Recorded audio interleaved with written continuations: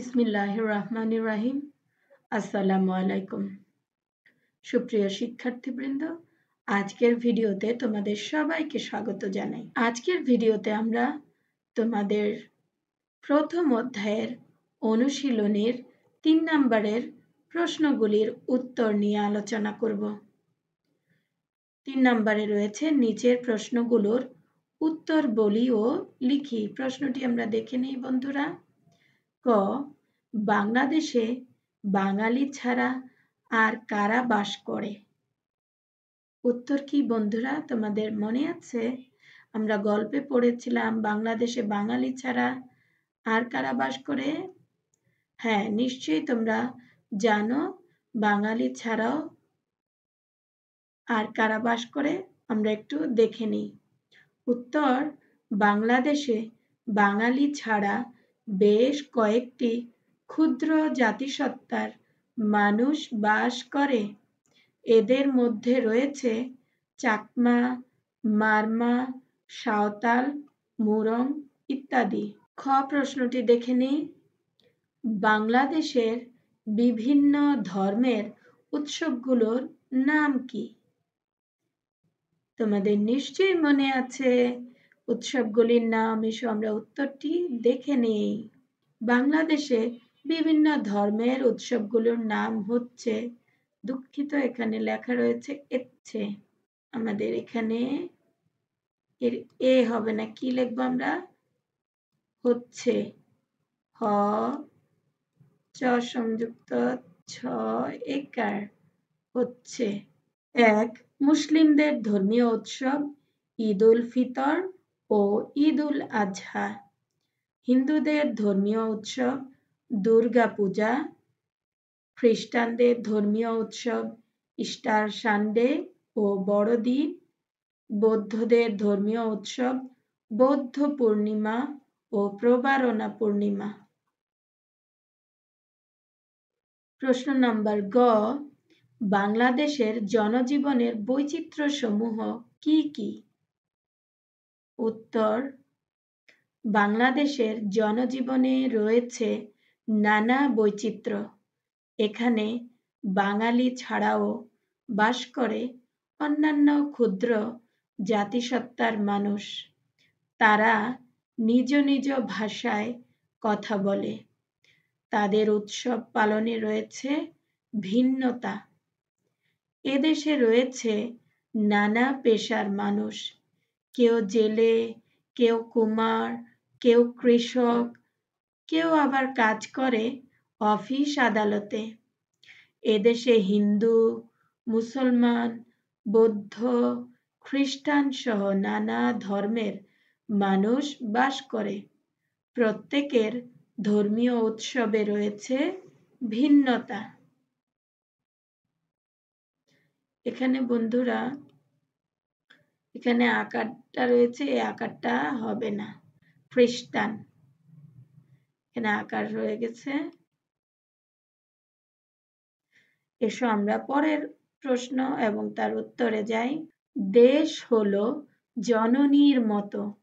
দেশকে জননীর সঙ্গে তুলনা করা হয়েছে কেন? আমাদের উত্তরটি অবশ্যই জানা আছে। উত্তর, মা যেমন স্নেহ মমতা দিয়ে সন্তানকে আগলে রাখেন, দেশও তেমনি আলো বাতাস সম্পদ দিয়ে আমাদের আগলে রাখে। এ কারণে দেশকে জননীর সঙ্গে তুলনা করা হয়েছে। এখানে আমরা মায়া লিখতে পারি, মায়া মমতা দিয়ে, নিয়ে না, সরি দিয়ে হবে। তাহলে আমরা কি পড়ব? মা যেমন মায়া মমতা দিয়ে সন্তানকে আগলে রাখেন, দেশেও তেমনি আলো বাতাস সম্পদ দিয়ে আমাদের আগলে রাখে। পরবর্তী প্রশ্ন এবং উত্তরটি দেখে নিই। জেলেদের পেশা কি? তারা যদি কাজ না করে তাহলে আমাদের কি হতে পারে? উত্তর, জেলেদের পেশা হচ্ছে মাছ ধরা এবং তা বাজারে বিক্রি করে জীবিকা নির্বাহ করা। জেলেরা যদি কাজ না করে তাহলে আমরা মাছ খেতে পারবো না, ও এর ফলে আমাদের শরীরে আমিষের চাহিদা মিটবে না। এছাড়া মাছ ও ভাত বাঙালির প্রধান খাদ্য, আর মাছ না ধরলে আমরা আমাদের প্রধান খাদ্য থেকে বঞ্চিত হব। সুতরাং জেলেরা যদি কাজ না করে আমাদের অনেক অসুবিধা হবে, তাই না বন্ধুরা? আমরা একে অপরের উৎসবে সহযোগিতা করি, এ কথার দ্বারা কি বোঝানো হয়েছে? বাংলাদেশে হিন্দু, মুসলমান, বৌদ্ধ, খ্রিস্টান সহ নানা ধর্মের মানুষ বাস করে ও তারা মিলেমিশে বসবাস করে। প্রতিটি ধর্মের মানুষের রয়েছে আলাদা উৎসব। যুগ যুগ ধরে সকল ধর্মের মানুষ এদেশে একসাথে বসবাস করে আসছে। এক ধর্মের মানুষ অন্য ধর্মের উৎসবে আনন্দের সঙ্গে অংশগ্রহণ করে। কেউ কারো উৎসব পালনে বাধা দেয় না। উৎসব পালনে আমাদের মধ্যে কোনো বিভেদ দেখা যায় না। এজন্য বলা হয়েছে আমরা একে অপরের উৎসবে সহযোগিতা করি। 6. দেশকে কেন ভালোবাসতে হবে? উত্তর: দেশ আমাদের জননীর মতো। মা যেমন স্নেহ মমতা দিয়ে সন্তানকে আগলে রাখেন, দেশও তেমনি আলো বাতাস সম্পদ দিয়ে আমাদের আগলে রাখে। তাই মায়ের মতো এই দেশকে ভালোবাসতে হবে। দেশকে ভালোবাসলেই জীবন সার্থক হবে। এটা হবে সম্পদ বন্ধুরা। ম সংযুক্ত প দ, সম্পদ। আলো বাতাস এবং সম্পদ দিয়ে আমাদের আগলে রাখে দেশ। আর দেশকে ভালোবাসলে আমাদের জীবন কি হবে? সার্থক হবে। শিক্ষার্থী বন্ধুরা, প্রশ্নের উত্তরগুলি আলোচনা করা হলো। এবার অনুশীলনীতে 7 নম্বরে একটি কাজ দেয়া হয়েছে। বাংলাদেশের যে কোনো উৎসব সম্পর্কে একটি অনুচ্ছেদ রচনা করতে বলা হয়েছে। আমি বাংলা নববর্ষ সম্পর্কে একটি অনুচ্ছেদ তোমাদেরকে লিখে দিচ্ছি এবং আলোচনা করছি। তোমরা বাসায় অবশ্যই এটি মুখস্থ করে নেবে, কেমন? বাংলাদেশের নববর্ষ উদযাপন দেশের অন্যতম বৃহৎ ও বর্ণাঢ্য উৎসব। বাংলা পঞ্জিকার প্রথম দিন পহেলা বৈশাখ এ উৎসব পালিত হয়।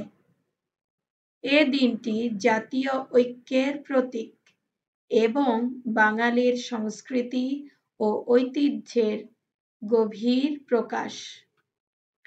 পহেলা বৈশাখের সকালে নতুন জামা পরে মানুষজন ঘর থেকে বের হয় এবং ঐতিহ্যবাহী খাবার যেমন পান্তা ভাত ও ইলিশ মাছ খেয়ে দিনটি শুরু করে।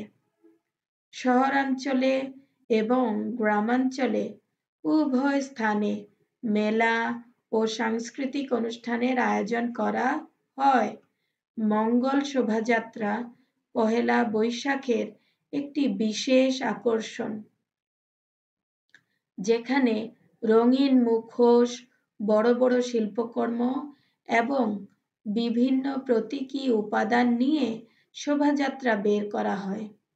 এই শোভাযাত্রা ইউনেস্কোর বিশ্ব সাংস্কৃতিক ঐতিহ্যের অংশ হিসেবে স্বীকৃতি পেয়েছে।